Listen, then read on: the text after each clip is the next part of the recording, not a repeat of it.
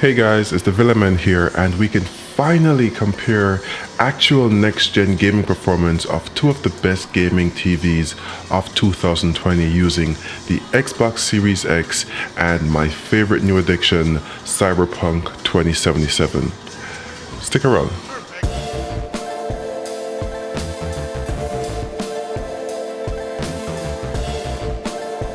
So when does next gen become current gen? I guess it's when anyone who wants to buy a console can actually find one to buy one. Speaking of which, today's video is brought to you by our new app, Goddit. Goddit is the app that constantly tracks hard-to-find tech like next-gen consoles and graphics cards and notifies you immediately when they're available online at major retailers. It's designed to make finding that PS5 or GeForce RTX just a bit easier. Goddit is available for download for both iOS and Android in the Apple App Store and Google Play Store. So even though both TVs support 120Hz with HDR at 4K, and so does the Xbox, it supports 4K at 120Hz with HDR enabled, for this test we'll be limited to 4K at 60Hz with HDR. So without further ado, let's get into it.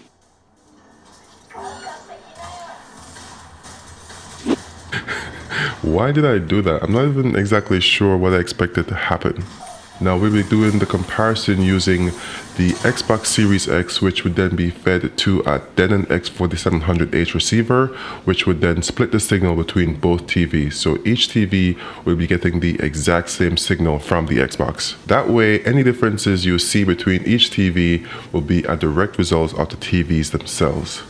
As far as settings go, the Q90T QLED has both local dimming and contrast enhancer set to their highest setting of high, and the LG OLED has dynamic tone mapping enabled and OLED brightness set to 100. So this is the Samsung TV's best contrast performance, and this is the OLED's best brightness performance as well as its best tone mapping performance. And one of the first things that jumps out at you is the difference in contrast. Now, as expected, the LG OLED has just better contrast than the QLED because it has individual control of each pixel, so it can turn each pixel on and off as necessary, so it can have that infinite contrast ratio, while the Samsung QLED relies on local dimming zones, about 120 of them, which controls which portion of the screen has the backlight enabled. That of course leads to some blooming in the more challenging scenes that have dark backgrounds with bright objects on them, but in a bright, colorful game like this, it's not really that evident and it's not really an issue. The Samsung local dimming algorithm works pretty well considering the amount of local dimming zones the TV has. And if you look at the LG OLED, you can see that the screen brightness is pretty close to the Samsung QLED.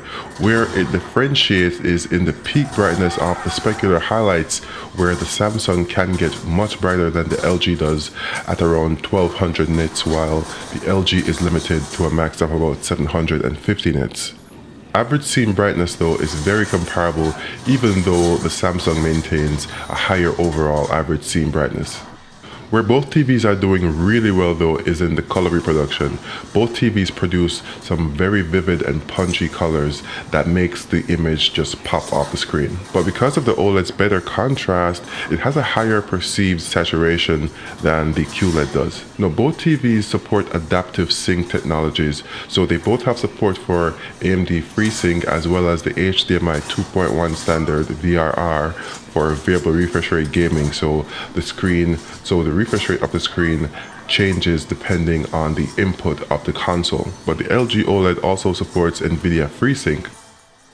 Since the AMD OLED disables Dolby Vision when you enable FreeSync, I have disabled that, so both TVs are using VRR as a means of their adaptive syncing. But so far it's been working pretty well because no matter how crazy the action has gotten on screen, I have not noticed any slowdown, any skipping or tearing at all. So it's really good to see, or to not see. I swear the gunplay in this game is so crazy because these guys get a shotgun blast to the face and they just get up like, oh, I must have tripped. I guess my guns aren't that powerful yet, but it's still pretty funny to see. What I really like doing though is hacking. You can do it to have a more stealthy playthrough, but I like to go guns blazing and hacking, so a mix of both. Both TVs are also running their most up-to-date firmware as of December 2020, so they are up to date. Input lag is pretty much the same between both TVs, but the LG during my testing is ever so slightly lower than the Samsung is. It's definitely not something you can just tell by looking though, and certainly not something you can tell without them being directly compared like this. Motion handling on either TV is really great also. There aren't any issues at all with motion. Not stutter, not judder, not ghosting, not any of the above. As you may be able to see or may have been able to tell with my other comparisons, it's still the same because I've compared the Samsung to the Vizio OLED, and I also compared the LG to said Vizio OLED, and I also compared the LG to the Samsung Q800T 8K QLED TV, and neither of these TVs or any of these TVs had any motion handling issues, and that continues to be the case.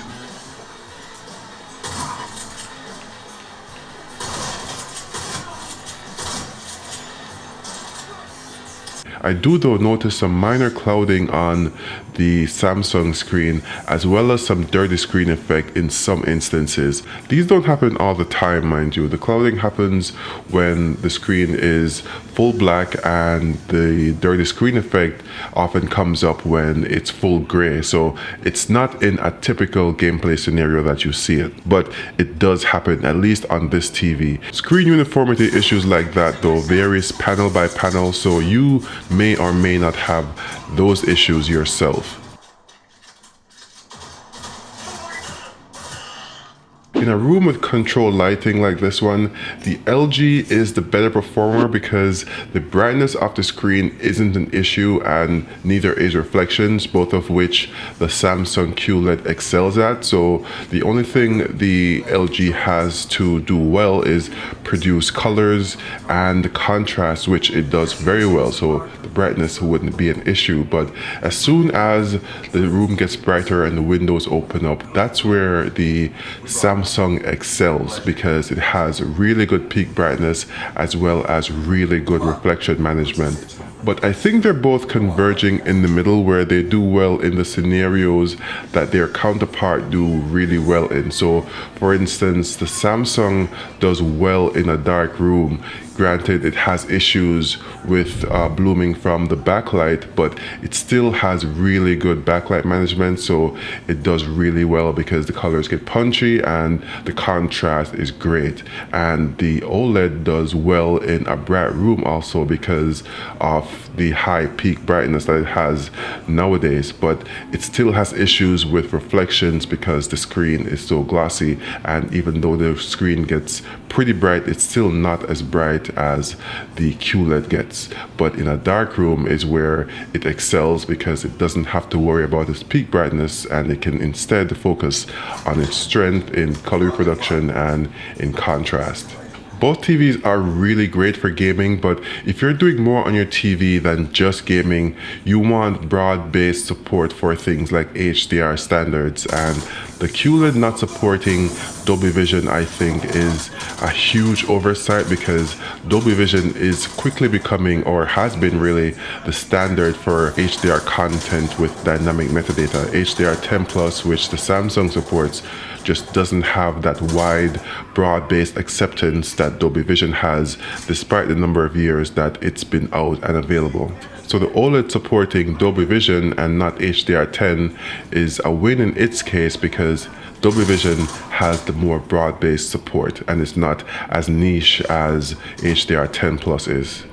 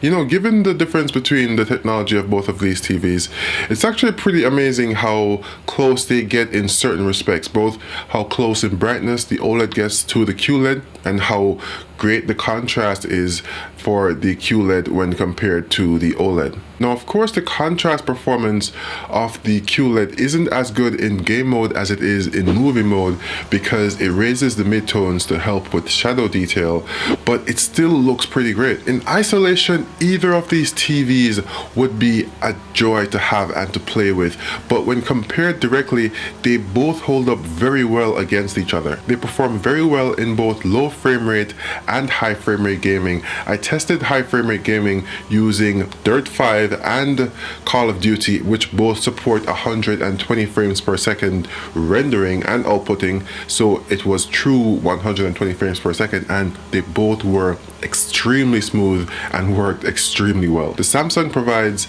a brighter overall experience, whether it be in SDR or HDR content, and in SDR mode I think it performs better with near black detail like shadow detail, for example, than the LG does, because in SDR mode I saw where the blacks were really dark on the OLED, which kind of crushed the details in the shadows. It's not as bad in HDR mode though. In HDR game mode, the shadow detail on the OLED is a lot better and the blacks aren't crushed as they are, as I've noticed, in SDR mode. Both of these TVs are more than just their gaming capabilities though. I mean, if you're using the TV primarily for a gaming monitor, then you can't go wrong with either one. If you have a bright room, get the Samsung. If you have a darker room, get the OLED.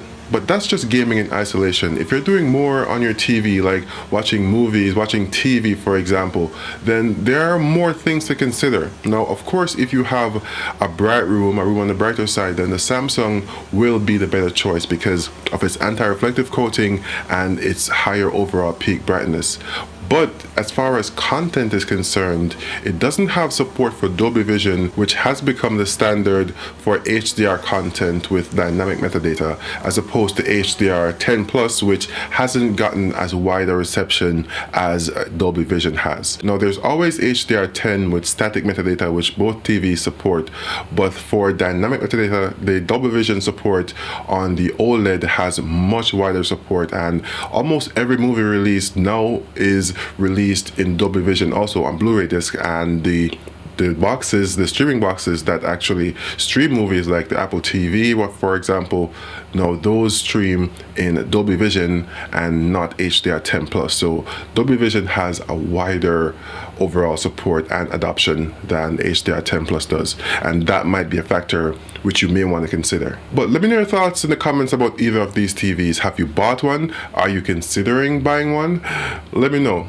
Thanks for watching, and until next time, this has been your friend and neighborhood Villaman saying be safe and peace.